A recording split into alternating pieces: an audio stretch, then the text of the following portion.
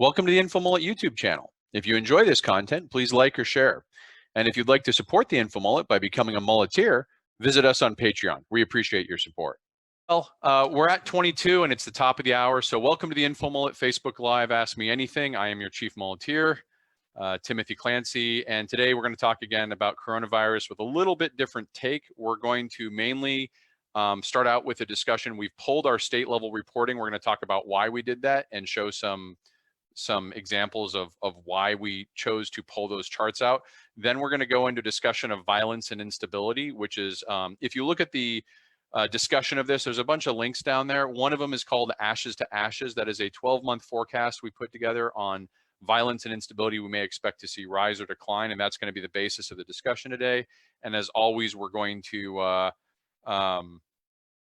take questions and answers. So let me catch up now because I missed a bunch. Rory, good to see you. Valeria, good. Silja, Lisa, hi. Ryan, Rory, Sabina, good to see you. Sabina, thanks for coming. Sean, Paul, Lisa, Stephen, Tyler, good to see you, and Chuck, Tyler. Glad you can make it, and Jeff. So we're going to go ahead and get started. So the first thing that I wanted to announce, bit of housekeeping. First of all, share this if you want to share the video. If you want to support us by becoming a mulleteer, www.patreon.com/support. We had interactive charts that we were pushing out so people could track their own state level reporting. And we've actually pulled those charts and sort of, we disabled them so you can no longer see them. And I want to explain why, because this is one of these educational points with all these numbers going around and math and reports. It can get very confusing what's going on, especially when things like testing gets thrown in the mix and changing testing levels. So what I wanted to do is show why we pulled the reports and describe them, because it's important. And this is for the US, but it probably applies to other countries, maybe Canada, maybe some in Europe.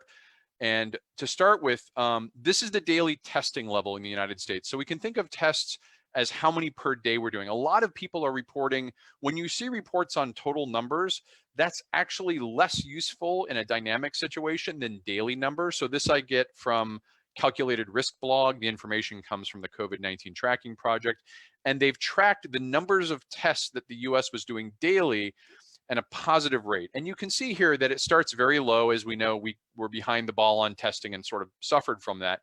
But it had a nice rise here going up to about the 25th of March. And this is when I was making those very, very accurate forecasts where I was able to say, hey, the confirmed cases, which a confirmed case is, it's had this test and it's been positive. So this red line here actually uses the axis on the right side, which is a percent of positive. And I was able to make these. We know confirmed counts are undercounting what's actual. We know it's the low end of the number, but we at least knew that it was representative of a growing virus problem. It had the same shape and behavior. It wasn't maybe not perfect, but it could be used to educate that this is breaking out. It's growing fast, and you could use that to sort of spur action. The problem is the testing rate plateaued here at 113,000 on March 26 or so, and it stayed in this range ever since. So if we think about, we've talked about these doubling effects of viruses. The virus is going from 100,000 to 200,000, and then from 200,000 to 400,000. That's a doubling period. As long as the tests are incrementally growing, so this is not doubling, but it's growing pretty quickly, you're at least getting a reasonable proximity, sort of a facsimile of what that is. But when you stop your testing and leave it in a certain thing, what happens is your actual cases continue to increase, your testing stays flat, and the gap that emerges probably means you're going to have an increase in positives because you've shifted the few tests you had to more critical situations. You're coming in as a patient, you're being operated on. So the testing is now focused to more critical things, and it's missing the growth. And you can see that in the testing because the percentage rate we were getting started at, say, 5% down here and was increasing and is now over almost 25%. A rule of thumb is you want to get about 10% of your tests should be positive. That means that you're testing enough that you're not just testing people you already know to be sick. Well, we're obviously double that now. And what that really shows through, and the reason we pulled the charts is I pulled here in these daily rate of change charts. Al Jazeera reported 4 states that are having outbreaks similar to New York and that they're really beginning to ramp up. And it was Florida, Illinois, Louisiana, and Michigan. Now, to be clear, I didn't pick these states, but I used Al Jazeera's report to run a change over time. And if you look back, they're kind of all over the map. There's different amounts, and this sort of noise is not unusual. But look what happens over the last couple days as we begin to flatten those tests out. All of a sudden, they begin to move in synchronicity. So you see here that Florida is the blue and Illinois is the gold. They're almost in perfect synchronicity. I mean, when we look at this from a signal analysis, go back to 8th grade geometry or high school geometry. A wave has a peak, a trough, an amplitude is the distance, the period is the length of the wave. All of those things we use in systems thinking and system dynamics to analyze these. But you can simply say the top of the waves here are matched and the bottoms are matched and the length of time in which they oscillate are matched. All of these are not only showing a decline, these states are showing a decline when they should be showing an increase based off, you know, the anecdotal experience on the ground, but they're matching the pattern and how they decline. When you see patterns like this, where you have 3 or 4 oscillations lay on top of each other, there's generally an exogenous reason that's causing that. Like they're batching the tests, or they're only, because they don't have enough tests, they're only releasing it. I look at this and I see, well, here's the day they did all the tests and then they ran out. And here's the day they did all the tests and then they ran out. And they're continuing to run out because your cases are doubling. So this rate of change is determined by the growth of the confirmed. And if you aren't able to test as much, the charts aren't going to know. They're just going to say, well, the rate of growth seems to be declining. So it was this chart here and these sort of matching patterns of decline in states we know are having outbreaks, combined with that flattened testing rate, that really told us we needed to stop sharing these state level charts, because they're no longer, it wasn't that they were ever super accurate, because confirmed is on the low end of actual, but representationally speaking, they were useful in saying it's generally rising and that's important to pay attention to. Now, the danger is the charts are showing declines, but the decline is this mathematical construction of a low testing number. So what we're doing, we've pulled all the charts out, and I apologize. I know a lot of people are using this for state-by-state monitoring, and you want to have something that gives you that information. We pulled the charts because the information is no longer accurate. The Muleteer Data Science Militia team, that's Jerry Spalding, Krista Parker, Nicholas Brown, those folks are working behind the scenes to get an alternate means of estimating. And that means that we're going to be using is actually not based on testing at all, because this phenomena here in the US is happening around the globe. People are running out of testing components. There's limited kits. The regions are unavailable. We're now shifting to a way of calculating affected based on the deaths. And it's really unfortunate that there's enough deaths now. You can use deaths as a proxy. But in simple terms, if we assume the natural death rate of the virus is 4%, regardless of hospital situations and kind of as an aggregate number, that seems to be right. That's what the global seems to do. If we know on day 20 that one person died, and we know that the average length of the virus is 20 days and 4% of the people who had it die. So let's say 4 people die on day 20. We know on day 1 there was 100 infected, because think about it, you know, 100 minus 4% is 96. So there's 100 infected, 96 recovered, and 4 died. If we have 10 people die on this day, we know 20 days earlier to that, there was 400 infected, or excuse me, if there were, there were 400. It kind of scales up, so you can begin to do it. So when we see these death counts in the US now of 200 a day, 300 a day, 600 a day, we can use those to go back in time, and it's an approximate calculation, but we can actually establish the number of infected in the past based off the deaths of any day, and we can track that cumulatively. So what the data science team now is constructing something, it's a little bit trickier because you're dealing with current dates and going back, and then you're growing it forward under a variety of scenarios. But what we hope to give in the next day or two is state level reporting that can show you the calculated infected up to a point in time where it will then split into a hoped, feared, and midpoint scenario, so that we're not trying to say this is the final number, but we're saying if things are getting worse, it's heading this way. If things are getting better, it's heading this way, and the midpoint's here. And that gives you a range of uncertainty, but it's at least more useful than what we're getting now from the confirmed charts. And then we'll compare it, so you'll be able to pull up a state chart and compare it to the reported confirmed and the actual estimate, and that will allow you to make more reasonable, informed decisions with what you're looking at. So that I don't want to get too far into that, but that's what we're doing behind the scenes. I can answer questions on that if there is more questions on how that all works. Quick shout out, Charles, good to see you. Abdul, Shuvro, Jay Peterson, good to see you. Silja as well. We're going to get now to the point that is, we pushed this off for a couple weeks, our forecast on violence and instability. So part of the 4-part series we're working on that began the 21st was to give over 10 days, and it's longer than that now, but to give people snapshots of how, as the US tips over, and as the world tips over, how to mentally prepare yourself for what's about to happen. So the first forecast, these links again are all in the discussion. Ring Around the Rosies was a forecast just about the contagion itself. It's like, this is what's going to happen by March 31st. And most of that has happened. The second part, Pocket Full of Posies, was an economic forecast of 3 months. And much of that has happened now. It's happening, last week and this week. And so the next 3 months, we're probably in a depression effectively now, but the economic forecast. So those have been pretty grim. And a lot of people are dealing with the trauma of realizing that we now have thousands of dead, and it's going to continue to increase. The latest White House estimate is between 100 to 200,000 dead. And I want to be clear, we can say that compare those to large diseases, but those are all going to happen in the next month to a month and a half. So mentally get ready that we're going to see death counts that are going to look a lot like the 9/11 death count or the Katrina death count. And it's going to be happening every other day because these deaths that they're projecting are not over a full year necessarily. It's a very condensed period of time, April through mid-May. So I wanted people to have a chance to absorb that, but I did want to eventually get to the forecast because a lot of people are coming to me worried about crime and violence. And the general question is, I don't want to have to live with a hand axe in one hand and my last can of peaches in the other with ravagers running around me. Or, more realistically, do I have to worry about increased homicides? Do we have to worry about insurgencies and civil wars? And this is actually an area I'm actually trained in. This is my special, I stayed at a Holiday Inn Express effectively for viruses. I mean, I've studied it in system dynamics, but that is not my field. My field is actually in violence and instability.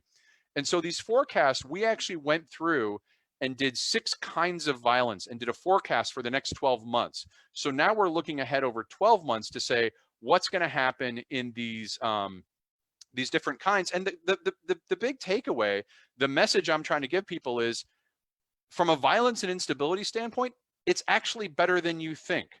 And we'll go through why. I'll try and do discussion of why that is, but I wanted to start with some of the forecasts. So there's 6 kinds of violence I generally study, so I'm focusing on those. And these I think are probably important to people.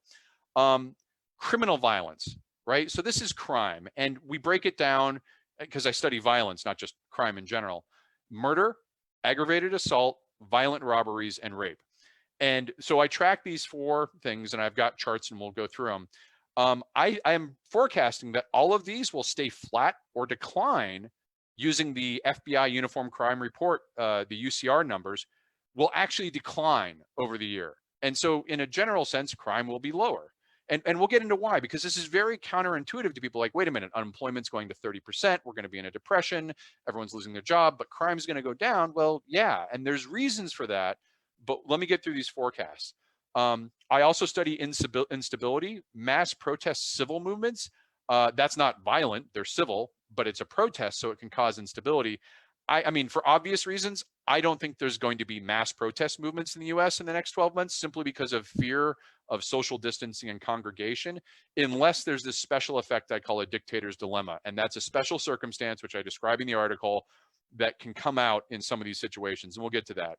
But again, just in general, there may be, riots, things like that, but not widespread. There'll be pinpoint here or there, limited. The very nature of the pandemic is going to discourage people from getting out and mass protesting. Criminal mass shootings, right? So mass shootings are obviously very much in the news, and I study this. And criminal mass shootings are not the ones that I think most people think of, which are actually public or active shooting events. A criminal mass shooting is a criminal gang event, something related to domestic violence, some sort of crime was in progress and shootings happened. These actually are far more common than the kind of mass shootings people react to in the news, like at the Walmart in El Paso or in Ohio or the Pulse nightclub. Those kind of shootings I put in terrorism. But when it comes to criminal mass shootings, again, I'm predicting that it will, the total number killed in such events are going to decline, or at worst not exceed any of the last 5 years. And in the article, I list the sources so we can objectively test this. But again, mass shooting deaths are not going to spike up. They're not going to go crazy. I mean, it may be as bad as in the past, but we've lived through the past. We can manage that. It's not that it's good, but we know what to expect. The big one that worries folks is mass violence. So widespread violent or violent instability. So this is something like an insurgency, a civil war, an uprising, some sort of large systemic level of violence. And I really don't see that as very likely. Again, I don't include riots here. Those happen, but they tend to be very limited. And I don't see widespread rioting. I see maybe a point here or there. But I don't see this kind of danger of general violence and failing state type activities here in the United States. I also don't believe state actors. So another concern is, will the state commit violence against me? U.S. is already a pretty violent place as far as state actors go. It's not exactly nonviolent. We incarcerate a lot of people. We have a lot of police shootings. So it's not, I don't see it becoming worse significantly. Like there's a lot of fear that we're going to have something out of Hollywood for a despotic system gets put in place. Here come the Nazis. I don't see that happening in the next 12 months. And again, I'll explain why. The fifth category is terrorism. Terrorism is ideologically driven mass shootings, the kind that we all react to. It's bombings, it's vehicular rammings, it's all the things that we associate with terrorism. This kind of terrorism, I actually am forecasting that there may be more attempts in the next 12 months. So the frequency of attempts might go up, but the actually casualties or fatalities that result from those attempts will stay flat or decline, at least not exceed any of the highs we've seen over the last 5 years. And I use the University of Maryland Global Terrorism Database as my objective record here. So again, when it comes to terrorism in the United States, it will stay flat or at worst not exceed any of the last 5 years. And again, this isn't to say the last 5 years were good. It's to say that it's not going to become significantly worse, which is what I think people fear. And the sixth category, the violence against vulnerable populations. This is the one, unfortunately, I don't have good news. Vulnerable populations are systemically targeted and sort of with a whole range of biases and prejudices. And the reason we call it systemic is it is system-wide. Systemic situations don't really react to exogenous events or pandemic. They remain systemic. They exploit them. And so it's still going to be tough for vulnerable populations that have been targeted in the past. And you could talk about racial minorities, religious minorities, ethnic minorities. There's all sorts of vulnerable populations, different gender identification.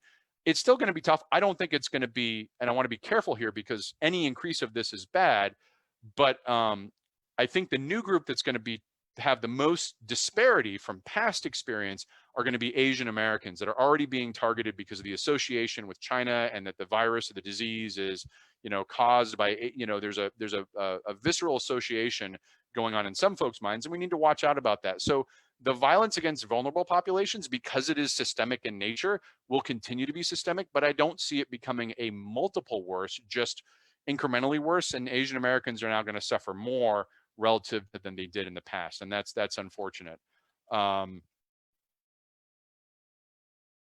It's Christine Acker, good to see you. Ryan, Bill, and Jason Stafford. So those are the high-level forecasts.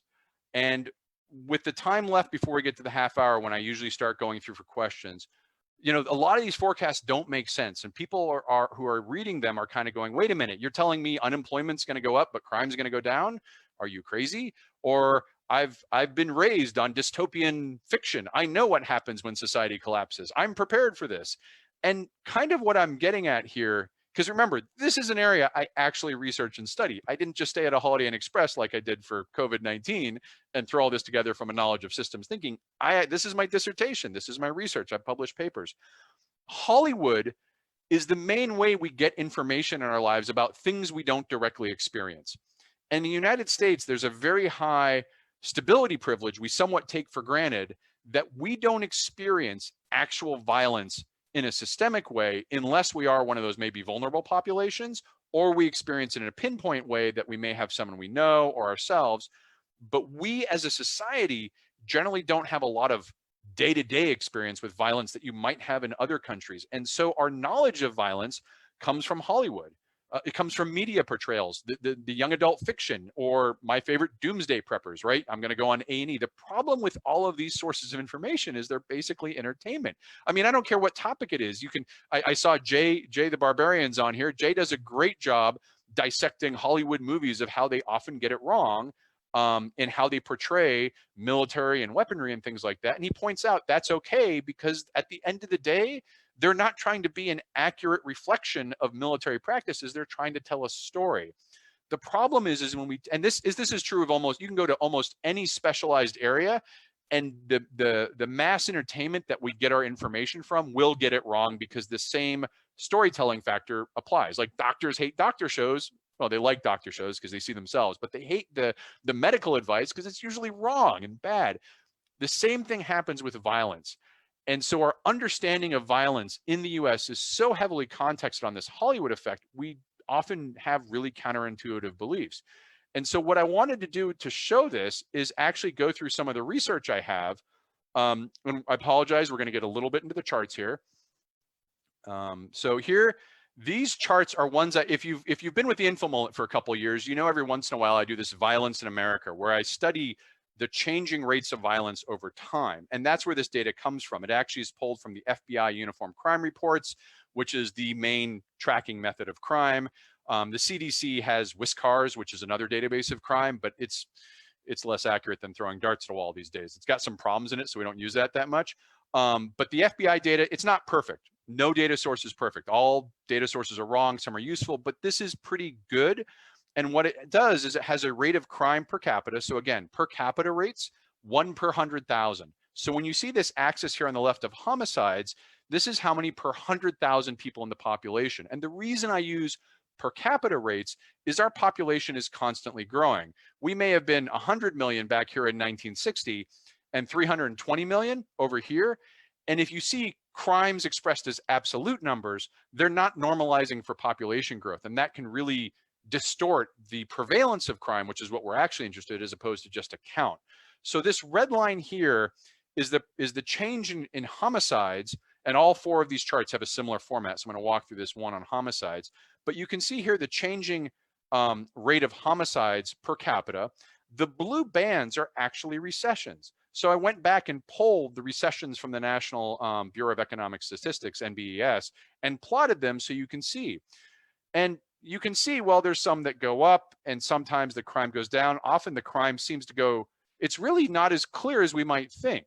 And more importantly, the Great Recession. So on all the charts over here on the right is going to be the Great Recession. The actual recession part of that was 2007 to 2010. That's when the recession officially, of course, the unemployment lasted long, but look at what happens. Throughout the Great Recession, homicides go down. And I think you'll see this pattern on a lot of charts. And where I think we get this perception of unemployment or economic conditions causing more crime is this large bulge. Look at this from a big picture. We have this large increase of homicides, and again, you'll see this on all charts, that sustains for almost 30 years and then declines. This is called the Great Crime Bulge, and it's not actually related to recessions. There's a lot of debate about why it is. It happened around the globe. Crime in countries and areas rose by a large amount in the 60s and 70s, stayed high, and has been declining since the mid-90s. The best hypothesis that I'm going to throw out there is something called the lead hypothesis, is that we introduced leaded gasoline and that introduced lead toxicity into the environment. Lead is known to cause aggressive impulses, poor control mechanisms, and it was the removal of the lead with unleaded gasoline that became more prevalent that caused this global decline, because you see it all over. Where I'm getting with this point, though, is most of this research that associates crime with unemployment comes from these recessions in the 60s, 70s, and in the early 80s.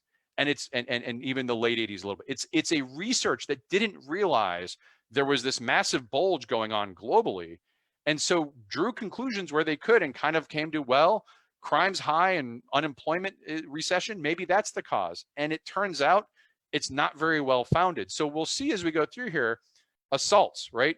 Again, you see this bulge, aggravated assaults. It's a gradual increase and then gradual decline. And I'm pointing out this Great Recession. That's our most recent experience and is actually a worse recession than all of these other recessions. So if you want to like focus on one thing, look at the right of the screen and what happens to crime during Great Recession, during the unemployment. It goes down. Robberies, violent robberies. Again, the great bulge with some peaks, but even in the peaks, you begin to see crime declining. It's not really as clear as people might think. And again, the most recent experience, sharp reduction in crime. The problem is, and the final one is here, rape. And this is called the legacy method for rape because the FBI has actually introduced a new, better way to track it, including things like domestic, sort of friends and family, acquaintances that which weren't tracked in the past, but they still maintain this measure. And you can again see here this bulge in crime and still through the Great Recession, a reduction. So one of the things that's going on with this great bulge is there's what we learn is often socialized through the institutions that teach it and where people went through graduate school. As professors went through graduate school in the 80s, they're learning this unemployment causes crime and they're learning recessions cause crime. Well, they didn't keep checking their data because professors, like everyone else, think they know what they know. And over time, they've been teaching undergrads this kind of theory on crime, this economic theory of crime, till it's become prevalent. That started to shift in the late 2000s. So if you've gone to school lately, you may get a better perspective. But a lot of people have this mental model of if more people are unemployed, it's going to be crime. Part of that too, in American culture at least, going way back to the Puritans, we think of right or, it's probably not a good thing, but we're sort of ingrained to think of, well, if you're poor, your virtue is less. Your ethics are questionable. But if you're productive and wealthy, and that's a really unfounded assumption. It's just a really arbitrary choice to say there's no evidence, having looked at this a lot, that rich people are more immune from committing crime than poor people. There's tons of different factors that cause crimes. And even Levitt, for those of you who study Levitt, one of the great statisticians of crime, he went and looked at this all the time because he looks at crime and violence. He found that at most, over 20 years of data, unemployment changes could only account for 2% of the change in crime. And so there's a lot of research on this, there's a lot of evidence, but it's not well understood by the public. They still have, and Hollywood's still showing, well, the society collapses, you go Mad Max Thunderdome, and we're all going to be living with our can of peaches and the hand axe. Well, people are asking me now, okay, that's fine, the Great Recession, what about the Depression? We're going to unemployment perhaps of 30%. And so they ask me, well, what does the Great Depression tell us? Because maybe this crime only happens at 20% or higher. Well, okay, here's the research on, I'm pointing to my monitor, hopefully it's on the screen.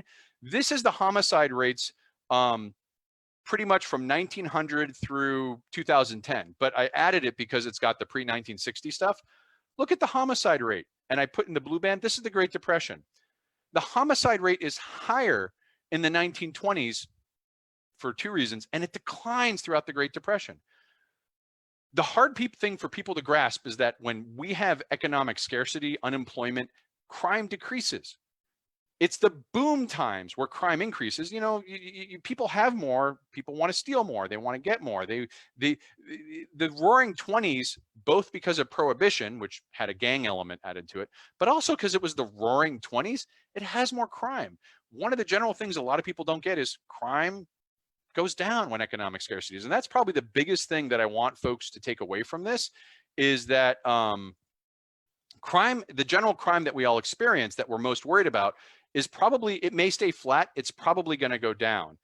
And I want to be careful not to get too deep in the academic weeds here. So I'm going to pause and check for questions before I get into the more rare outlying cases of insurgency and instability. Once again, if you like this stuff and want to become a Mulitaire subscriber, www.patreon.com/infomult. The links in the discussion. So let's see what the questions are. Oh, lots of peaches jokes. Yep, lots of Gen X citing the peaches for me, peaches for millions of peaches. Right. Mike Morrison, good to see you. Lindsay, good to see you. Paul Schufer, good to see you. Everyone. Okay, so domestic violence. So Paul had a good question on domestic violence. In the mass shooting, in the article, I don't handle domestic violence as a standalone crime because it's actually not tracked as a breakout level in the FBI data.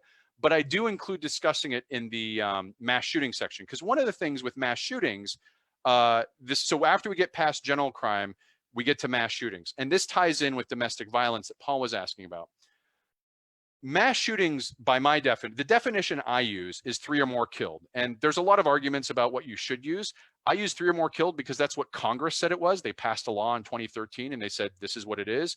Most of the research is done like that. You can go to Gun Violence Archive and they may have 3 or more wounded. One of the researchers out of Northwestern uses 4 or more killed. I use 3 or more killed. If you look at mass shootings as 3 or more killed, the vast majority of them are caused by criminal gang violence or domestic violence. And it's probably close to 60% domestic violence situations and 20% criminal gang violence. So the 70 to 80% of all mass shootings are caused by these two, not somebody going into a Walmart and shooting everything up or a Columbine or anything like that. It's a domestic violence situation that escalates into what's called an annihilation shooting, where they're really killing all the family members at 1 or 2 locations. It's very contained from the standpoint that strangers, unless they're in close proximity, aren't harmed, but it's absolutely devastating to the families involved because both the victims and the shooter are all related. That aspect of domestic violence I was looking at why is it that all these crimes go down, including domestic violence. And there was a research study, and I linked it in the thing, and it's a very counterfactual finding. I assumed that domestic violence would go up during times of scarcity, but what they found in a very well-researched study is that, and there's a big caveat here, and I'll get to the caveat. When times are scarce, men commit the overwhelming amount of domestic violence, not exclusive. This is very important. Women commit domestic violence as well. That's important to understand, but men, by the large share, have a disproportionate amount. When men are looking or concerned about job security, they tend to suppress violent and aggressive urges and mimic nonviolent male behavior under the belief that will help them either maintain their economic levels, not lose a job, or gain employment that they are looking to get. And so there's been a lot of research now that it's counterintuitive. Domestic violence goes down during economic recessions. 2 things, though, to keep in mind. One is, I think this is often confused with the divorce rate. People separating through divorce also goes down. So people think, well, you can't get out of the situation because you can't be divorced. And though it's true that you can't be divorced because of economic scarcity, there's not the means, that doesn't necessarily mean that people don't separate and get out of those situations. The other important thing that's different about this, all this past research is simply economic. There's never been a situation with a forced confinement variable added in where people now have to live in close proximity. So my finding that domestic violence related mass shootings would go down is based off prior economic research. We don't know what's going to happen when you put people in a pressure cooker and make them stay together. There's already been surges of calls to hotlines in France and the UK. We don't have a good breakdown of what's causing those calls. Is it actual incidents? Is it concern of having to move back together? Is it concern about abuse? We're not going to know, unfortunately, until later. And there's a real risk that violence may increase, but I don't think the mass shooting violence of domestic violence will increase. And as far as criminal gangs go, they're just as scared of COVID-19 as we are.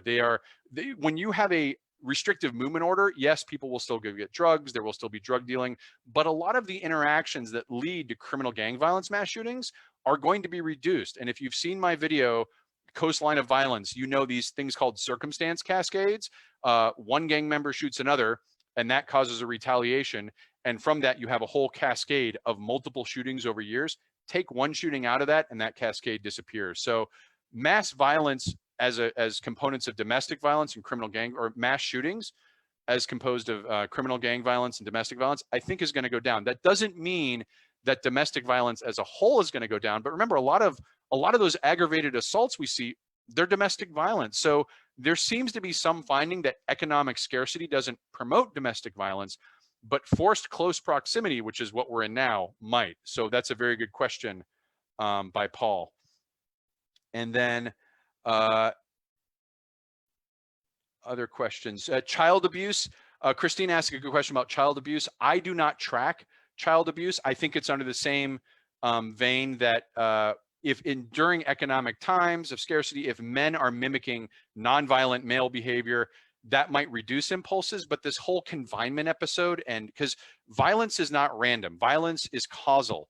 And a lot of when either it's men or women, when the abuser reacts, there's triggers that they have that are, and it's not the fault of the person who's being abused, to be clear, but there are conditions that are causal to what promotes violence, that are sort of defects or flaws or difficulties in the abuser themselves. And if those are increased in trigger by proximity, that's going to be a bad situation.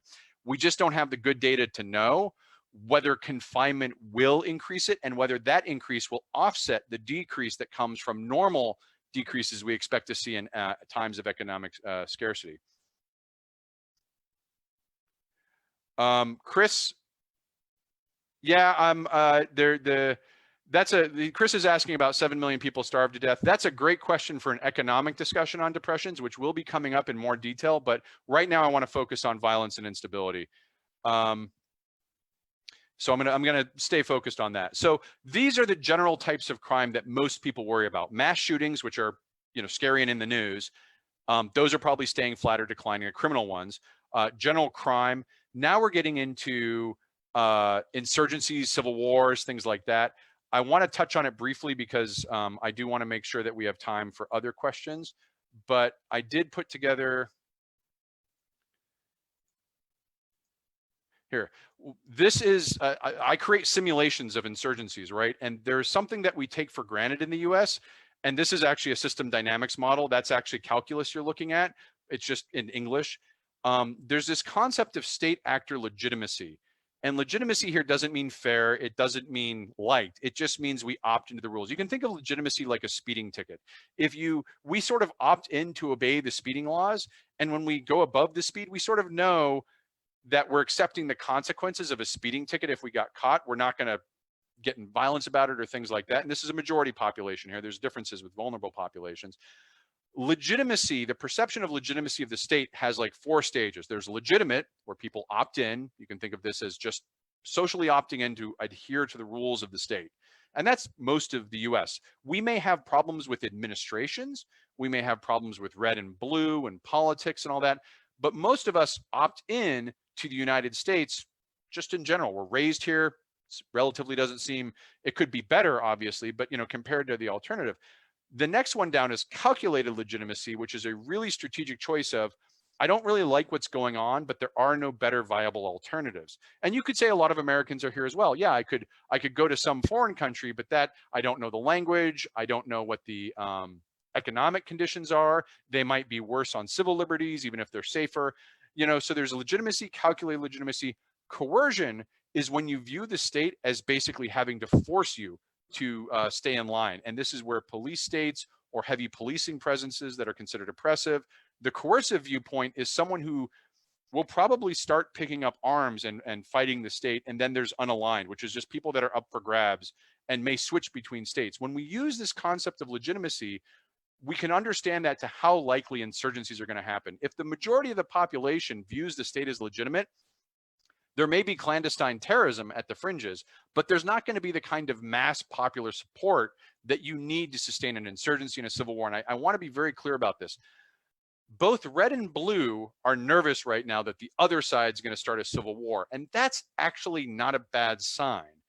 When you are concerned the other side's going to start a civil war, you're not saying you're going to start a civil war yourself. Both sides have this kind of, and this is a privilege buffer as well. Very few people in the United States have actually been in a civil war or an insurgent or a war zone to understand what happens. And this really isn't as, fantastic as people are describing. But if we were to erode this legitimacy over time, we might see people start to take up arms. And what I've done here is highlighted in red what erodes legitimacy, and in green what increases it. And this gets to the key of why I don't think insurgencies or uprisings or any of that stuff is likely. If you look at this, the red ones are almost overwhelmingly caused by violence of the government into a community, or levels of violence either in a community or general, or refugees from violence. In the green ones are sort of propaganda, which we know exists, but also credible delivery of government services. And credible here means I apply for SNAP benefits, I get SNAP reimbursement back because I need access to food. I I become unemployed, I get unemployment insurance. The rules, I think, may not be perfect, but they're generally applied pretty fairly. What's going on now is the government with the relief bill has just massively flooded credible services into the arena. There's going to be a lot of services and things like that that come out. Some of them are going to corporations, and that's going to irritate people. But there's also things like the checks to the people, the adding of gig economy workers and 1099s to unemployment, all sorts of grants and things. We're actually increasing the credible delivery of services to the general population at the very time that there's a concern that we're going to reduce legitimacy. And my experience having run simulations on this is unless you have a really sharp reduction in delivery of services, we're talking like 25% of what's expected, and lots of government caused violence, it's very difficult to get people to have an uprising, to have an insurgency. I use the example of Iran in the article. Iran in a month killed 4,000 protesters and wounded 16,000. If that had been applied to the US, that's like 20,000 a month. So you can think about the levels of violence we have, and sure, we could use less. I think police shootings don't distinguish between types. Just say police shootings in general, there may be 1,000 a year, maybe more because we're still getting better at reporting them. But let's just take that as a level and say Iran is at a level 20 times that.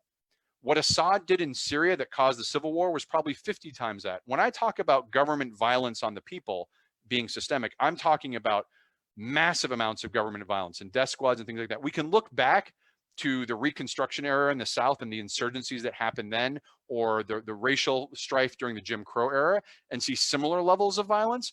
But unless you see that level of violence by the government on the people combined with a failure to deliver services, it's very unlikely the people will shift from legitimate to calculated legitimate to coercive and think, I need to pick up weapons to defend myself, regardless of what they say or what they shop. Again, people react to anxiety with different ways. Some go out and buy a lot of toilet paper. Some go out and buy ammunition. Neither's a really rational response, but they both have their triggers of, I'm scared, what's going to make me comfortable?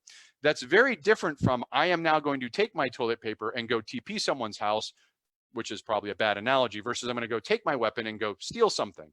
We need to be careful from interpreting signals of anxiety as signals of violence. And that's an easy thing to screw up on. And one reason all our criminal laws are so screwed up is we often overreact to signals of anxiety and use that to classify it as violence when it's not really violence. So that's why I don't think there will be much in the way of violence and instability. And the last one, terrorism, clandestine terrorism. Clandestine terrorism, the reason that's not going to go up, it's going to be flatter thing, is you can think of these as short fuse and long fuse. Those who are radicalizing on account of economic collapse or pandemic related things, the short fuse ones, they don't know what they're doing. They're being opportunistic. They're going out, they're rushing. It's bad, but for the most part, they get caught, they slip up. They aren't able to complete their attempts. It's the slow fuse radicalizers who take 12 to 18 months. They get planning, they try and be sophisticated. Those are the ones you got to watch out for because they're really putting a lot of effort into it. And at that point, it's very hard to stop. We're not going to see folks who are beginning to radicalize now, and this is happening on the left and the right, the red and the blue. I get irritated when I see, this pandemic is a judgment of God, or this pandemic is against diversity, or this pandemic is because of capitalism. All of these things are creating a conspiracy narrative that takes a legitimate grievance. The pandemic is happening, we're upset, and we don't think things are right, and assigns an outgroup of blame, and that outgroup becomes the target of violence. And a lot of it, it's not that it's equal footing between who commits violence currently, but the danger with radicalization is that some small group is going to take these conspiracy narratives and begin that 12 to 18 month pathway to violence, at the end of which, yes, there may be more terrorism, but that's 12 to 18 months out. And if conditions improve, those radicalizations may decrease. Again, we may be at similar levels of terrorism as in the past 5 years, and it's not like we've been terrorism free. I just don't think we're going to be at more. So that's I kind of rushed through it. I wanted to get through this and not make it too academic, but I think the article has a lot more explanation. People are expecting violence and instability to be rise because that's what they understand from Hollywood. And I guess what I'm trying to do here is that the human brain, when it thinks things are about to be violent, does really nasty things neurochemically to itself. It gets in this fight or flight or freeze. And my concern is that all the research shows us violence will stay flat or decline, or it may oscillate around. But the mental health costs of living in these confined conditions where I can't see outside, my only news is coming to me through media and social media, which has echo chambers and spotlighting. There's a real mental health harm, not just in general, because it's a global pandemic and we lose our jobs and that's bad, but people thinking that the violence and instability is going to get much worse are going to put their bodies under actual physiological stress, living in this fight, fight, or freeze, wondering if they're going to end up with a machete and a can of peaches. You know, that is a legitimate concern. And part of the reason I've spent this time and I did this forecast is to say, look, we're screwed on the pandemic, we're screwed on the economy, but let's not jump ahead to violence and instability and put ourselves in a ditch when it comes to mental health when we don't need it. We're going to need people on the ball, you know, ready to perform, help out. We're going to need that to dig out of this. And it's going to be hard if everyone's hiding and hunkering back and in their bunkers waiting for, you know, the civil uprising or something like that. That's probably not going to happen. So that's why I put this forecast out and I've spent the time explaining it. And now I'm going to go through. So now we're going to open it up to general questions, either on anything I've talked about so far on violence and instability, anything on COVID-19, anything on the economics. Let me know what your questions out. So let me scroll back up. Again, thanks everyone. If you want to become a share the video, if this is helpful to people, please share it and that will help get the word out. Has anyone asked about property crimes, burglaries, home invasions, etc.? Paul Schuford, good question, Paul. I didn't include that because I study violence and I have violent robberies. So those property crimes that become violence, they're included in the metrics and they go down as well. But in the article, I reference a congressional research study is in the link to one of the sources, and that references one of Levitt's massive studies. So Levitt's a crime statistician who does a lot of work.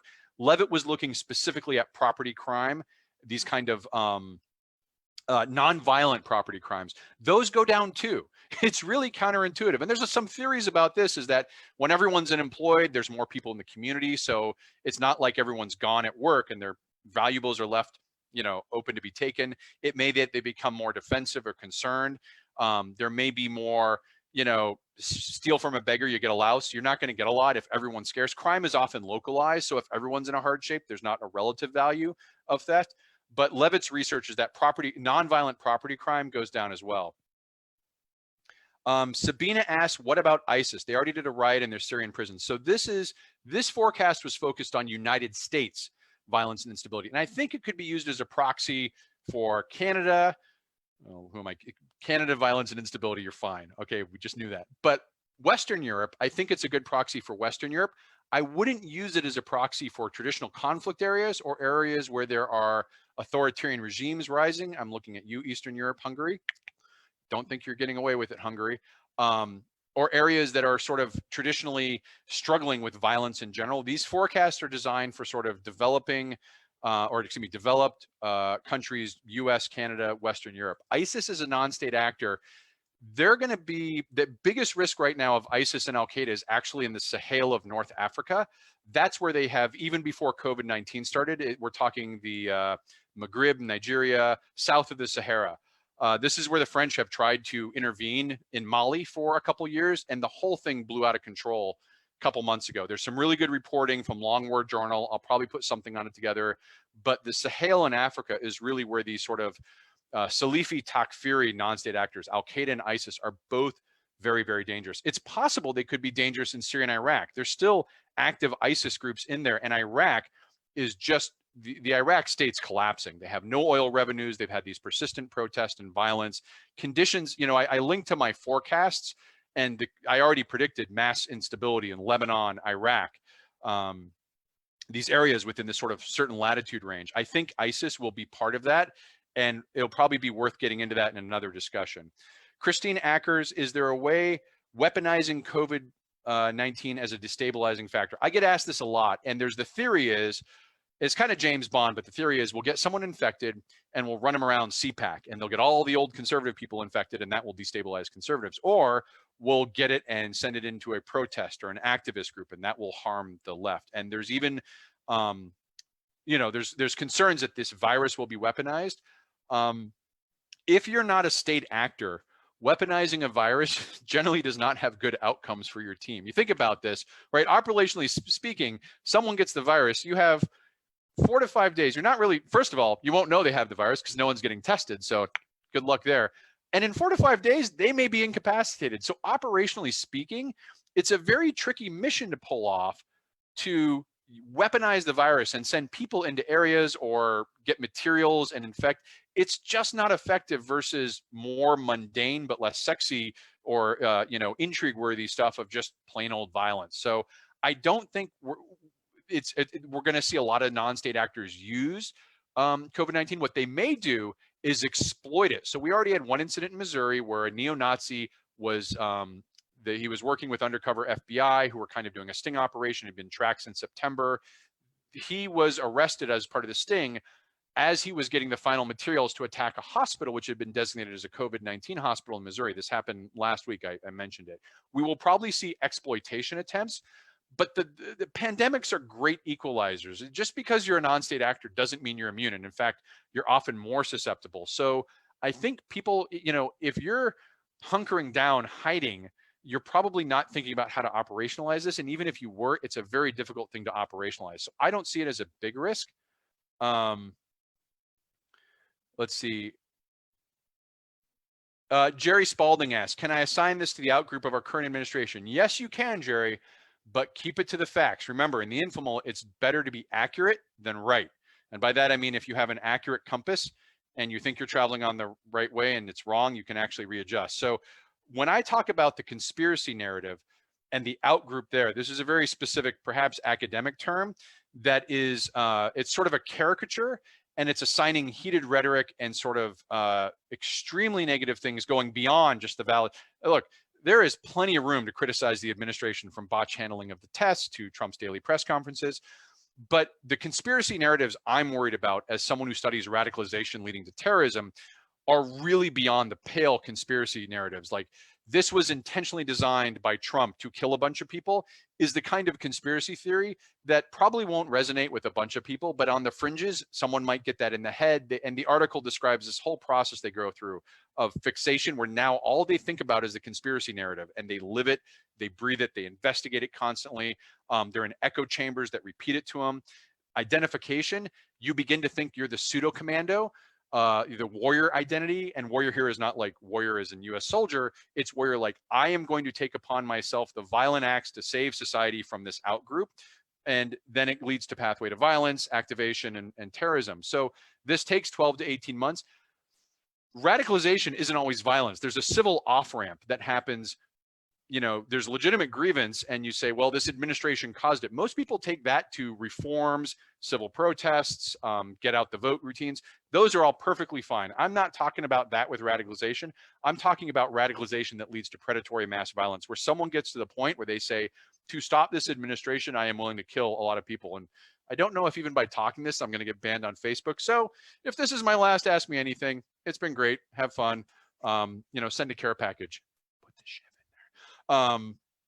Other questions.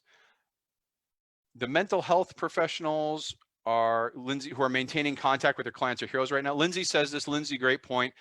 Throughout all of this, even as I say this, it's really important to keep a track on your friends' mental health. I got friends watching for me. I watch for them. I'm up here doing fine, but that doesn't mean I'm fine every day. So pay attention to everyone's sort of mental health around you. Not like, is that person going to crack and we need to watch them, but helpful, because the professionals who do this need all the help they can get, but also don't become a professional if you're not. So I'm not saying like give couch therapy if you're not trained, but just check in on your friends and loved ones.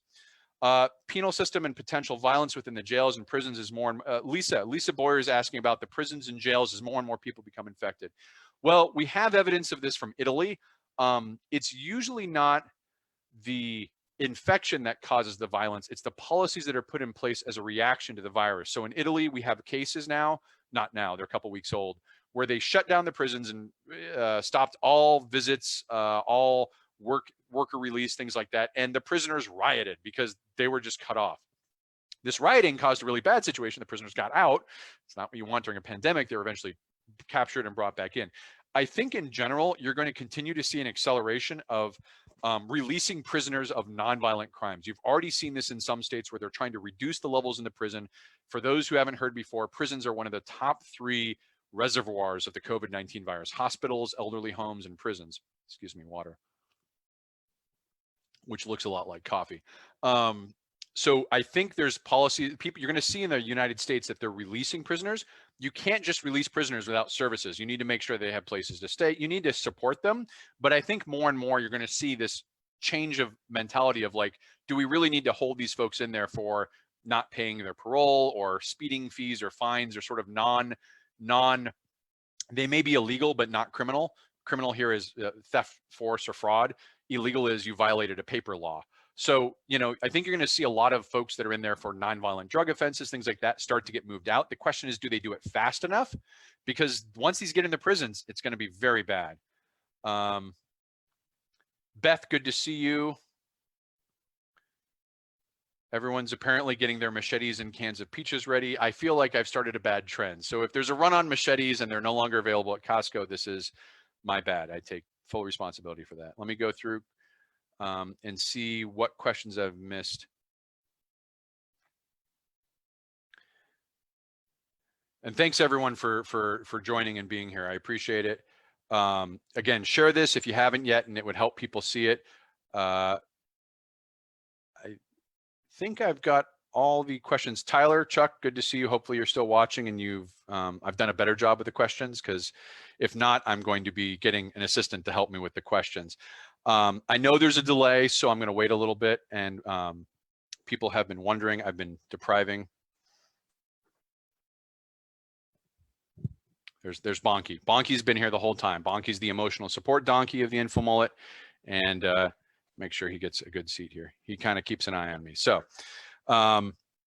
let's check for questions.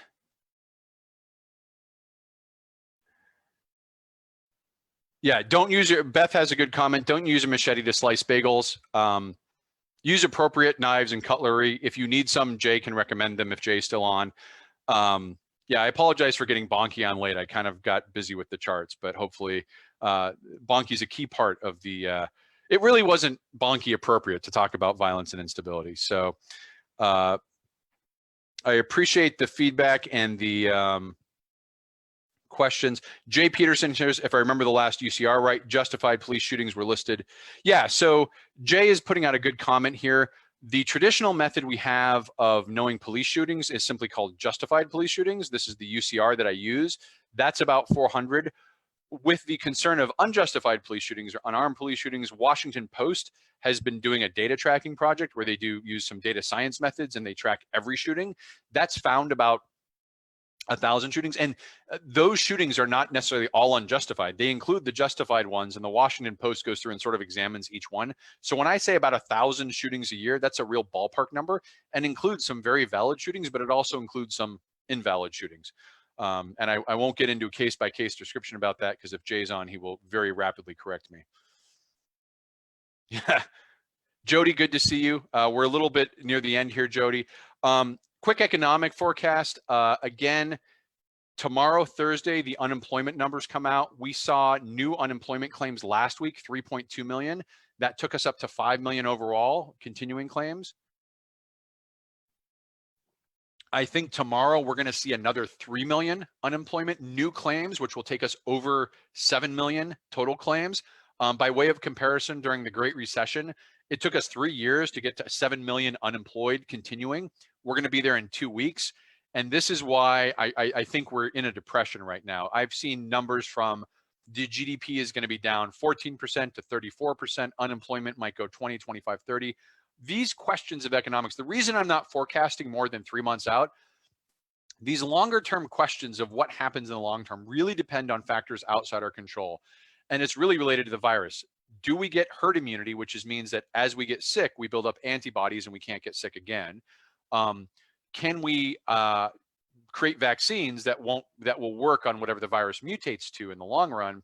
And is there wave 2s coming out? And I think I'm starting to see, of those 3 questions, the only one I'm seeing well answered is there's a growing consensus that there will be a wave 2 sometime in the fall, and that doesn't bode well. we should be much better prepared with things like surveillance and tracing and contact testing, but we may still have to go into this hammer and dance approach, which is the now prevailing methodology of when the outbreak happens, you hammer, shut everything down, get everyone isolated, and when the outbreak lifts, you dance. And by the dance, it means you're recovering, you're watching, and then as another outbreak happens, you go into another quarantine. That's very difficult for economic planning. But if we have herd immunity and we can get vaccines, this may be a very rapid recovery. I talk about the V-shaped depression, which is sharp down, sharp up. That's much better than a financial collapse, which is sharp down and very long up.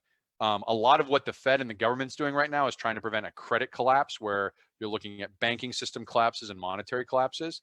Do we have any numbers around claims processing and how far states may be behind? So this is a good question. I don't think the states were prepared to get 3 million applications in a week. They certainly weren't prepared to get 3 million applications the next week. And these unemployment applications are basically, you can look at the states that put in restrictive movement orders and issue lockdowns, and that's where the majority of unemployment comes from. If you think about it, California says, don't go outside. Well, restaurants, tourist events, public areas, all of those areas are going to start laying off employees immediately. Those are going to show up that week, but it's been a rolling response, Lisa, on what states are doing that. And even this week, we're having some governors, Virginia and Maryland finally issued shelter-in-place orders. So, I mean, you have some states that are just doing it this week. So you're going to have this rolling effect, and each state's going to have to process this surge, and they're going to have to do it using methods that you don't want a bunch of people to come in person and sit in line for a bunch of hours when there's a pandemic. So you may see a lot of shift to online where there isn't online, and that's going to be difficult because, as anyone's known, by moving from their working on site to working remote, it doesn't just happen in a fly. Some states already have online unemployment registration. They're probably doing better. Paul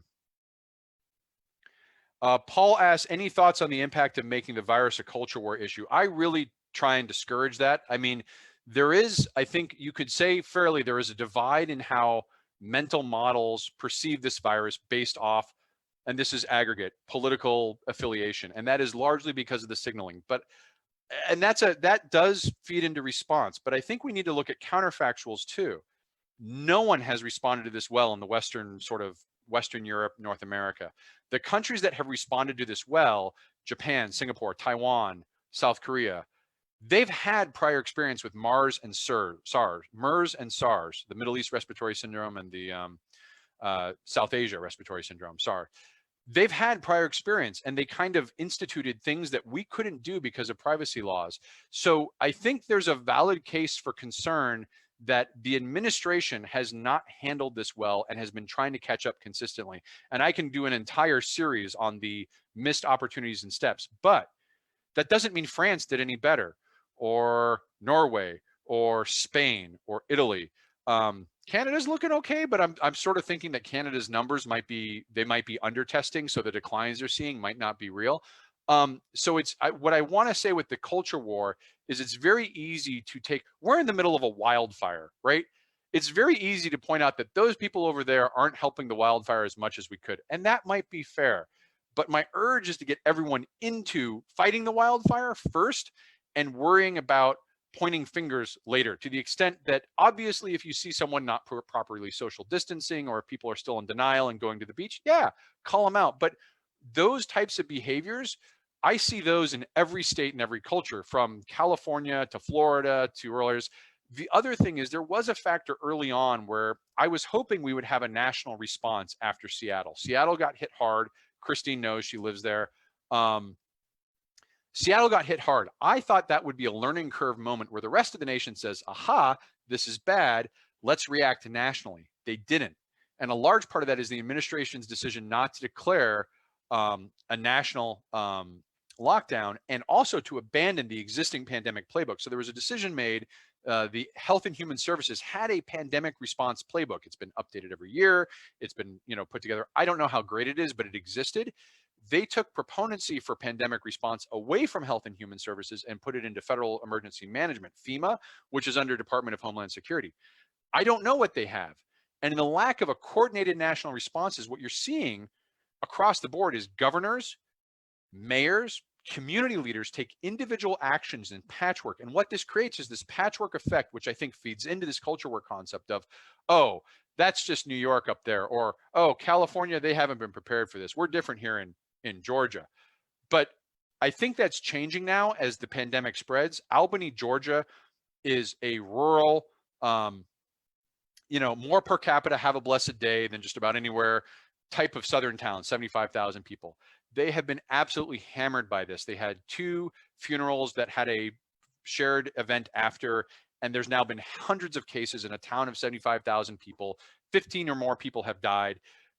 I said before, you're going to see this hit rural America just as hard as the cities. And this week, you've already been seeing Detroit, Louisiana, Chicago, these big cities. You're going to see cases like Albany, where little cities, they may not have as many people, but they also don't have as many resources. I mean, there are some places in the Midwest, you ask how many ventilators there are in the hospital, and it's 7.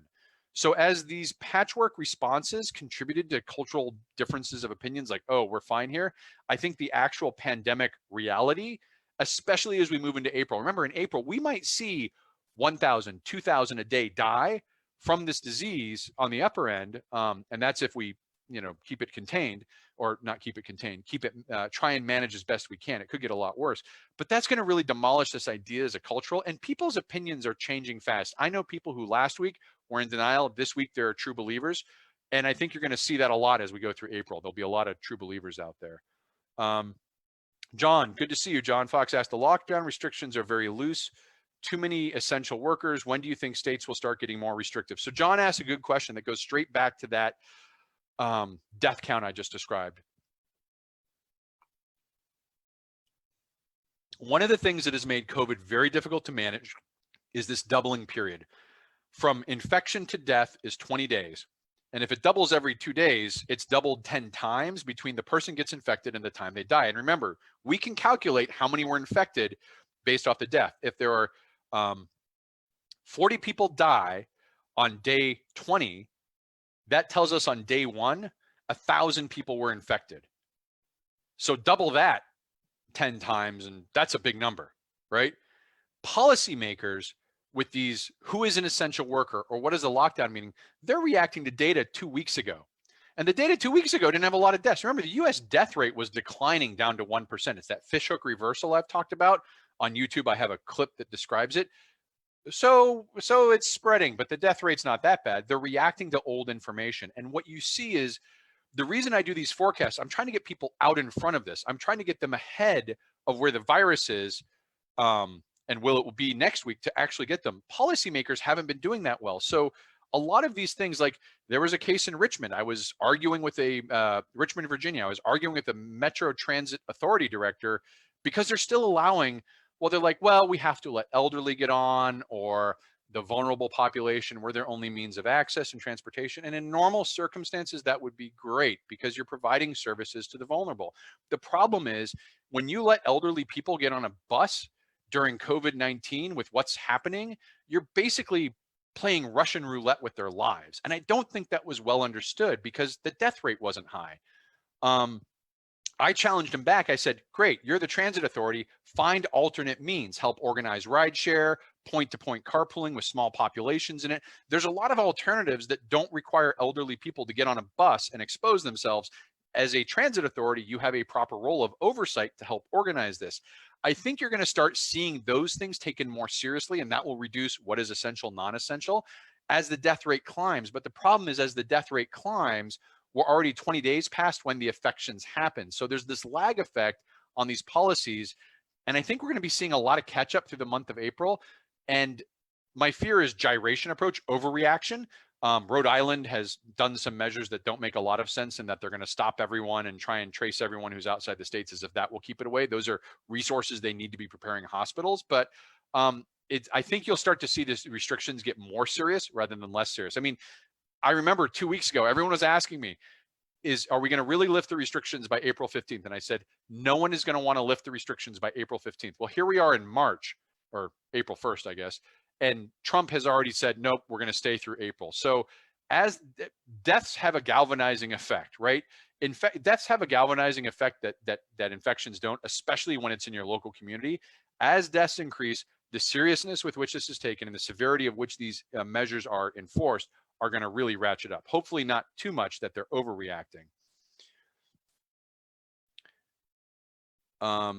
Rory asked, unemployment department resources have been overwhelmed in most states. Wasn't this a predictable outcome while the governors were considering the shelter in place mandates? Couldn't the states made preparation, or are they just incompetent bureaucracies? Well, my general theory of government is that it's a, how do I put this delicately?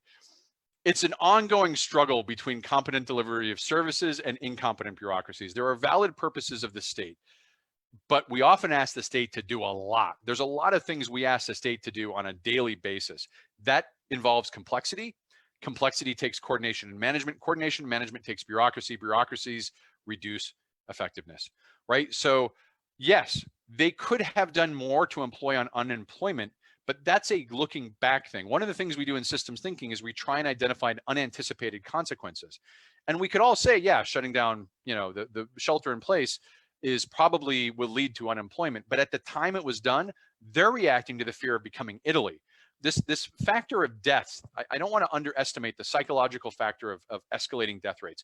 When governors began seeing what was happening in Italy with the 10% death rate, they panicked, right? And that's not necessarily I don't like panic, but they went into action and they said, we're shutting it down and we're shutting it down now. We had missed the area. I think had we begun social distancing with more restrictions earlier, we probably would have been better prepared for unemployment because it would have been gradual, but we dicked around with it. Sorry, Bonky. We messed around with it so long that we lost that window. And when it did come down, it was very fast, it was very abrupt, and it caused this economic calamity. And these things are going to be constant. These sort of, shouldn't they have been prepared for it? One of my fears is, well, hurricane season starts in 2 months. What if we're on a lockdown quarantine in Florida and a Cat 5 is coming to the coast, right? No one's considered that as far as I know.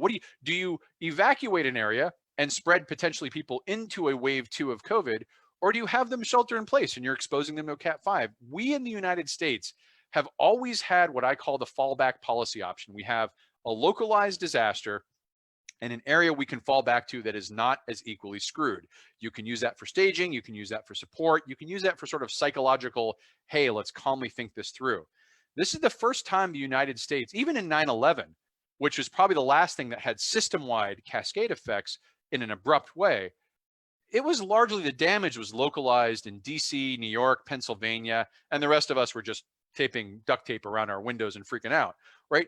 This is now hitting everywhere simultaneously. So the thinking capacity to think ahead is going to be very limited as everyone's focusing on the wildfire coming forward. In fact, the fourth forecast I'm going to do, the final part of this series, is actually about how we recover from wave 1 and prepare for wave 2 and life after wave 1. That's the purpose of the fourth and final piece of this article.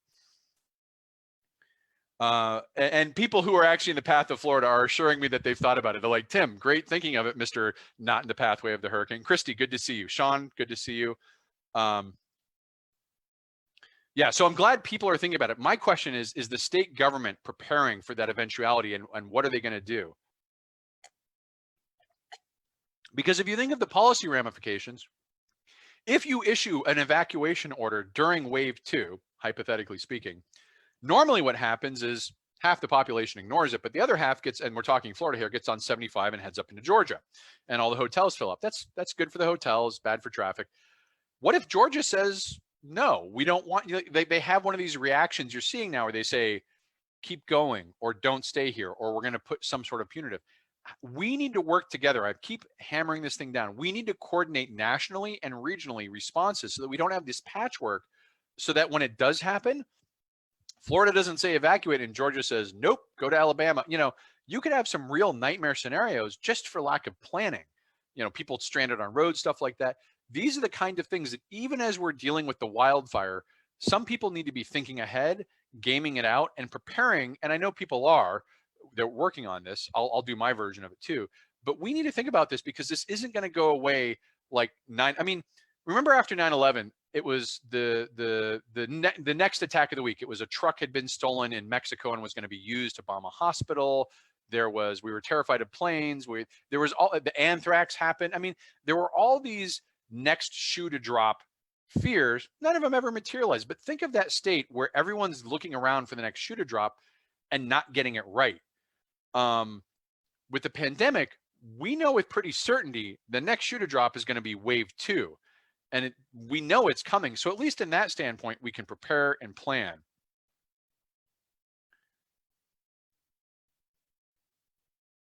And so let me check here. Tony, good to see you, Tony. Hawaii is already saying go away, which is saying something considering the importance of tourism. Yeah, states are already like turning back visitors. One of the, I guess it's not amusing. I chuckled because I have a dark sense of humor. In Canada, there was a couple who sold everything, pulled up Google Maps, picked the most far out of the way place in way northern Canada they could get to, and literally drove and flew and landed in this little tiny airport of this town of 60 people that they only picked because it was the farthest away place. Places like that in Canada, you don't show up without having preparations. I mean, these are not hospitable places for living in unprepared. And they were immediately identified as out-of-towners, and kind of the bottom of the story emerged. And what happened was this couple who had spent everything to get away were sheltered in a shelter until tickets were given, and they were sent back because these remote towns, they don't have the capacity to deal with this. They don't have spare resources for people who show up without preparation or means. So, Hawaii is a little different, but still Hawaii doesn't want to lend a bunch of people flying in there. You're going to see these sort of shut down, these travel bans and things like that. And I think to the extent that people think it'll keep COVID out is probably a misallocation of resources. Like, I'm really critical of Rhode Island, and I was critical of President Trump's proposed quarantine on New York, Connecticut, or Vermont. And this is how fast things move. On Saturday night, I was talking about the need to not use these travel bans and quarantines, because all it does is take scarce resources away. We need them preparing the hospitals. We need them helping the people. And now you're out there with a clipboard and something that's probably not effective. Well, Trump already reversed his policy. There's not going to be a quarantine this week. We'll see next week. Roll a dice and check or something.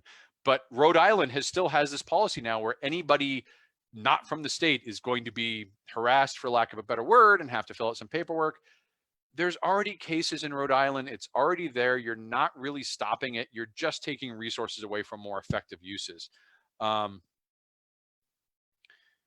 and what Rory is sharing here is that, smaller towns have much less of the, when I did the analysis on Saturday, I said there were about 68,000 ICU beds in the US. So call it 70,000 broad speaking, right? At that rate, 68% are used. Well, those are not evenly spread around the country. Hawaii only has 300. There's been small, I think I mentioned the small Midwestern towns that only have 7 ventilators between all the hospitals in the area. When this gets to places like that, it's going to be a real challenge because it's going to break the curve a lot sooner than, New York, Boston, Cambridge area. These have a lot of hospitals. They have a lot of hospital workers. They have a lot of resources. When this hits small towns, and this is what happened in Italy, the most deaths occurred not in the big cities, but in the rural outlying areas where there was fewer hospitals and fewer resources, and they got used up faster, and therefore the overflow had more negative outcomes. And I think we're going to see that. Again, I haven't mentioned it recently. If you want to become a Mulitaire subscriber, really appreciate it. We've been upgrading servers. We're doing the applications. We're spending a lot of time to produce all this content. It's only $5 a month if you want. www.patreon.com/infomullet. All the content we do is free. We think that's important in this time. So we're not like gating the content for subscribers, but if you want to support us and get access to sneak peeks or previews or sort of special discussions, that's what we do. The articles themselves, everything is open to everyone because we want the information to be available. And again, wanted to thank the data science Mulitaire militia team. I'm going to change that name every time until I get it right in my head. But those are the folks who are actually making the interactive applications that people are using. They're working hard right now on getting a replacement for this so that we can get a better view on actual infected and rates of change from that. They're working on that right now. We hope to have it in a day or two. That team is Jerry Spalding, Krista Parker, and Nicholas Brown. I am looking for animators and illustrators. If you know someone, PM me. We're trying to get something besides my woodcut imagery. And yeah, if there's any more questions, I'll stay on for a few more minutes, see if there's any more questions, but I think we've wrapped this up. So again, thanks everyone for watching. If you have questions, like, follow, share, do all that good stuff. This video will be uploaded to YouTube. We'll cut out the dead time up front when I'm getting ready, and we'll put it up on YouTube. I'll do some clips. If you want to follow us on Twitter, at Infomullet on Twitter, that's our Twitter account. Probably should have said that in the last hour and a half, but you know, I'm more of an expert on systems thinking than I am the social media stuff. So follow us on Twitter, like us on Facebook, yada, yada. And if you have any more questions, ping me. Otherwise, I'm going to go ahead and wrap it up here. I appreciate the support today.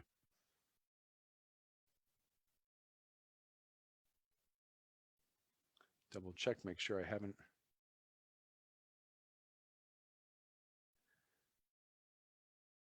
Try to make sure I haven't. I think I did better on the questions today. Don't think I've missed any.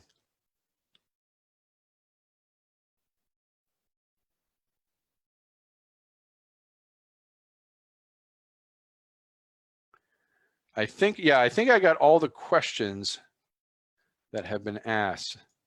So to everyone from the Infomullet, thank you very much. Have a good day. Be safe and take care. I actually don't know how to stop this suddenly. This part will be deleted. We'll cut this out in editing. It'll be post-production. All right, bye. Thanks for watching the video. Hope you enjoyed it. If you'd like to follow the Infomullet, visit us on Facebook or Twitter. And if you'd like notifications when we post new video content, click on the red subscribe button below the video. If you've ever wanted to become a mulleteer and support the Infomullet, visit us on Patreon. We appreciate the support.